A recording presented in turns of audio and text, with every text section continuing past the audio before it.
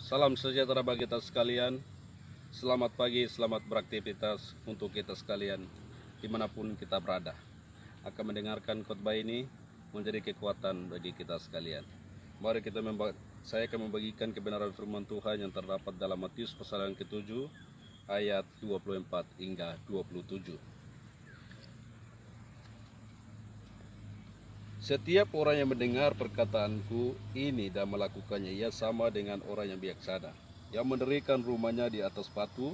Kemudian turunlah hujan dan datanglah banjir. Lalu angin melanda rumah itu, tetapi rumah itu tidak rubuh sebab didirikan di atas batu. Tetapi setiap orang yang mendengar perkataanku ini dan tidak melakukannya, ia sama dengan orang yang bodoh, yang mendirikan rumahnya di atas pasir. Kemudian turunlah hujan dan datanglah banjir. Lalu angin melanda rumah itu sehingga rubuhlah rumah itu dan hebatnya kerusakannya. Saudara-saudaraku sekalian yang diberkati oleh Tuhan, sesuai dengan konteks yang sudah dibaca, berbicara tentang dua macam dasar. Dan kita akan mengangkat sebuah topik pembahasan di pagi hari ini adalah membangun fondasi hidup yang kokoh. Saudara-saudara sekalian yang dikasihi oleh Yesus Kristus, di mana Yesus berkhotbah di atas bukit terdekat dengan Danau Galilea. Pada waktu itu Yesus bercakap-cakap berbicara kepada murid-muridnya bahwa Yesus memberikan perumpamaan tentang pembangunan, yaitu ada dua macam orang Kristen. Yang pertama adalah orang yang bijak dan yang kedua adalah orang yang bodoh. Saudara-saudara sekalian yang diberkati oleh Tuhan, pada waktu itu orang-orang Galilea mereka membangun di atas gunung karena mereka akan tahu, mereka sudah tahu bahwa akan terjadi ke depan kebanjiran muncul, hujan besar akan muncul, pasti pembangunan itu akan roboh. Itulah sebabnya pada waktu itu mereka mencari membangun rumah di atas gunung. Itulah sebabnya saudara-saudara sekalian yang berkata oleh Tuhan, Yesus berkata kepada murid-muridnya bahwa kamu harus membangun iman kepada Yesus. Itulah sebabnya pada waktu itu orang yang bijaksana dengan orang yang bodoh ini, mereka bentuknya sama, orangnya sama, mereka rajin ke persekutuan, mereka rajin ke gereja, duduk sama-sama, tulis Alkitab sama-sama. Tetapi ada salah satu kelebihan, yaitu orang yang bijaksana, dia adalah mendengar dan melakukan. Tetapi orang yang bodoh adalah mendengar dan tidak merespon melakukan. Saudara-saudara sekalian yang diberkati oleh Tuhan, itulah sebabnya orang yang bijaksana membangun rumah di atas batu. Itulah sebabnya melanda apapun, angin, hujan besar apapun, tidak akan goyah, tidak mudah dihancurkan, karena dasarnya di atas batu yang kokoh kuat untuk bertahan lama. Orang yang bijaksana ini berpikir untuk masa depan, berpikir untuk jangka panjang, untuk membangun rumah ini. Saudara-saudara sekalian yang berkati oleh Tuhan, tetapi orang yang bodoh membangun di atas pasir. Dia hanya berpikir untuk jangka pendek, untuk membangun cepat, untuk menikmati cepat. Tetapi apa yang terjadi akan ke depan, dia tidak mengerti, tetapi dia asal membangun. Saudara-saudara sekalian yang berkata oleh Tuhan, dua pembangunan ini jenis sama, bentuknya sama, tetapi salah satu kelebihan adalah orang yang bijaksana membangun rumah di atas batu. Saudara-saudara sekalian yang berkata oleh Tuhan, membangun di atas batu artinya membangun iman Kristen, iman kita kepada Yesus Kristus, berdasarkan iman kita kepada Yesus Kristus. Batu artinya Yesus. Bagaimana kita membangun iman kita kepada Yesus? Saudara-saudara sekalian yang diberkati oleh Tuhan, itulah sebabnya mari kita menjadi bijaksana dalam segala aspek untuk melakukan pekerjaan Tuhan di tanah Papua ini. Itulah sebabnya saudara-saudara sekalian, pada waktu itu juga Yesus berkata kepada murid-muridnya bahwa siapakah aku ini? Tetapi orang lain mengatakan bahwa Elia, yang lain mengatakan bahwa Yeremia, yang lain mengatakan dari para nabi. Saudara-saudaraku yang diberkati oleh Tuhan, tetapi pada waktu itu Petrus mengatakan bahwa engkau adalah Mesias, anak Allah yang hidup. Saudara-saudaraku yang diberkati oleh Tuhan, Petrus pernah menyangkal Yesus, tetapi pada waktu itu pengakuan iman Petrus sangat luar biasa. Itulah sebabnya pada waktu itu juga Yesus berkata kepada Petrus bahwa engkau sampaikan ini bukan manusia yang sampaikan, tetapi Tuhan, Allah yang mengutus dan Allah yang menyampaikan berita ini. Itulah sebabnya pada waktu itu juga Yesus berkata kepada Petrus bahwa engkau akan mendirikan jemaatku di atas batu karang ini. alam maut tidak akan menguasainya. Saudara-saudaraku yang diberkati oleh Tuhan, Yesus berkata kepada murid Petrus juga bahwa engkau akan mendirikan jemaatku di atas batu karang. Di atas batu karang artinya jemaatku membangun iman kepada Yesus Kristus. Kita membangun di dalam Yesus Kristus. Kehidupan kita, iman kita membangun kepada Yesus Kristus. Yesus Kristus, saudara-saudara. Itulah sebabnya pada waktu itu juga Yesus memberikan kunci kerajaan surga kepada Petrus. Dan Yesus berkata kepada Petrus bahwa apa yang terikat di dunia ini akan terikat juga di surga. Apa yang terlepas di dunia ini akan terlepas juga di surga. Saudara-saudaraku, Alkitab ini menjadi kekuatan bagi kita untuk melakukan pekerjaan-pekerjaan Tuhan di tanah Papua. Mari kita mempersiapkan diri. Mari kita merebut kerajaan Allah. Dan mari kita mempersiapkan diri untuk merebut kerajaan Allah itu. Dan mari kita siapkan hati untuk masuk surga. Saudara-saudara sekalian yang berkati oleh Tuhan, banyak kali kita mendengarkan firman Tuhan. Dan kita sudah disebut orang-orang Kristen. Orang-orang Kristen artinya pelaku firman atau pengikut Kristus. Tetapi kadang kita mengaku dengan kita mengaku diri kita kepada orang lain bahwa saya ini orang Kristen, tetapi tidak melakukannya.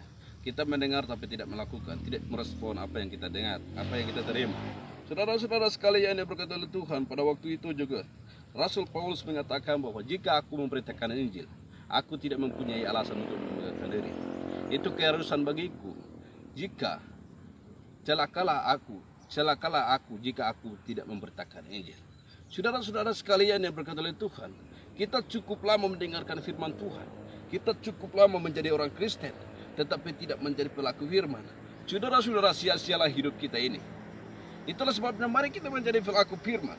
Di mana Alkitab mengatakan, Yakobus pasal yang ke-1 ayat 22 mengatakan bahwa hendaklah kamu menjadi pelaku firman, bukan hanya pendengar saja, jika tidak demikian kamu menipu diri sendiri.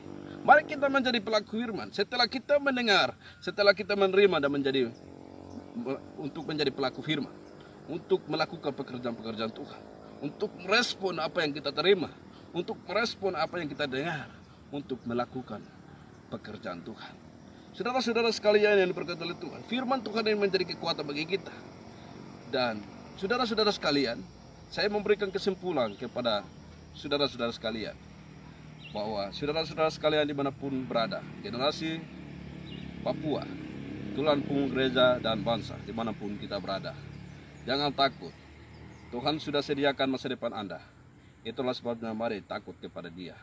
Dia adalah segala-galanya. Tuhan akan mengangkat engkau menjadi kepala dan bukan menjadi ekor. Engkau tetap naik dan bukan engkau turun. Apabila engkau mendengarkan perintah Tuhan, pada hari ini engkau lakukan dengan setia. Mari kita belajar kesetiaan untuk mewujudkan masa depan impian kita, saudara-saudara sekalian yang berkati oleh Tuhan.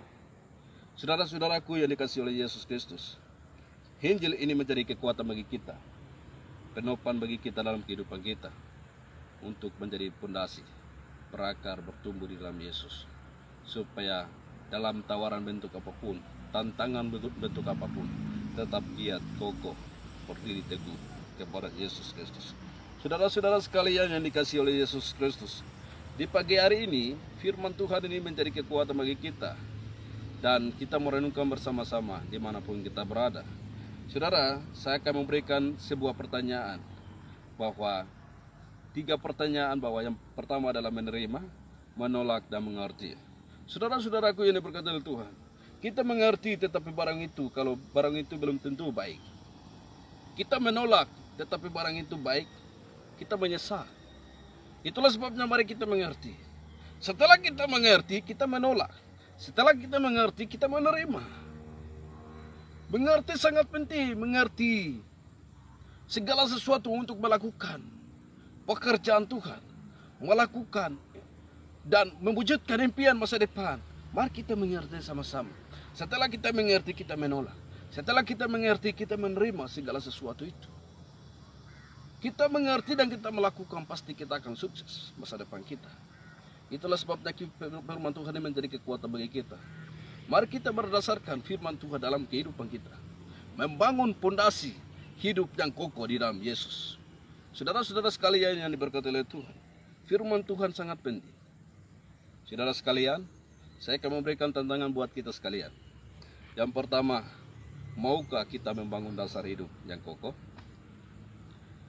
Saudara sekalian, yang kedua, mari kita menjadi bijaksana. Iya, saudara-saudara, mari kita bijaksana. Mari kita membangun pondasi dasar iman kita kepada Yesus Kristus. Itu adalah sebuah dasar untuk masuk kerajaan sorga dan untuk mewujudkan impian masa depan kita sementara waktu di dunia ini. Saudara-saudara sekalian yang diberkati oleh Tuhan, firman Tuhan ini sangat penting untuk kita menjadi kekuatan, menjadi bijaksana untuk melakukan pekerjaan-pekerjaan Tuhan di tanah Papua yang Tuhan dipercayakan dalam gereja, dalam organisasi, bahkan dalam apapun. Tuhan siapkan. Selamat bekerja, Tuhan memberkati. Saudara-saudara sekalian yang dikasihi oleh Yesus Kristus, firman Tuhan ini menjadi kekuatan bagi kita sebagai orang-orang percaya. Saudara-saudaraku yang dikasihi oleh Yesus Kristus, saya sebagai hamba Allah, sebagai hamba Tuhan, dan sebagai selaku ketua pemuda Baptis wilayah Jayapura Kerom, mendorong, memotivasi kepada generasi muda Papua, bahkan sebagai generasi tulang punggung gereja dan bangsa. Mari kita tetap teguh, tetap kuat, kokoh, membangun di atas dasar iman kepada Yesus Kristus. Shalom, selamat pagi, Tuhan memberkati. Kebenaran ini menjadi kekuatan bagi kita sekalian. Mari kita berdoa. Segala pujian dan hormat bagi kemuliaan Allah. Kami sudah mendengarkan khotbah ini di pagi hari ini. Tuhan mengajarkan kami kepada kita dan mendengar dan melakukan. Itu adalah keharusan bagi orang-orang percaya. Itulah sebabnya Tuhan memberikan kekuatan kesehatan kepada kami, dan Allah turut bekerja. Terima kasih, kami mengucap syukur ya Tuhan. Segala sesuatu adalah dari Dia dan oleh Dia, dan kepada Dia bagi Dialah kemuliaan sampai selama-lamanya. Kami mengucap syukur atas kebenaran firman Tuhan, dan Tuhan memberkati ya Tuhan. Saudara-saudara dimanapun Anda berada, Tuhan sertai dan memberkati. Dimanapun Tuhan dipercayakan, Allah turut bekerja. Terima kasih, kami mengucap syukur ya Tuhan. Terima kasih ya Tuhan. Terima kasih, di pagi hari ini kami sudah mendengarkan firman Tuhan. Tuhan menyertai dan memberkati, berkat dalam tanah yang subur, supaya akan bertumbuh dan berakar, berbuah 100 kali lipat, 60 kali lipat, 30 sampai Kristus Yesus datang kedua kali. Diberkatilah pada waktu engkau masuk, dan diberkatilah pada waktu engkau keluar. Biarlah segala yang bernapas memuji Tuhan. Haleluya, amin. Shalom, selamat pagi, selamat beraktivitas. Tuhan memberkati. Wah, wah, wah.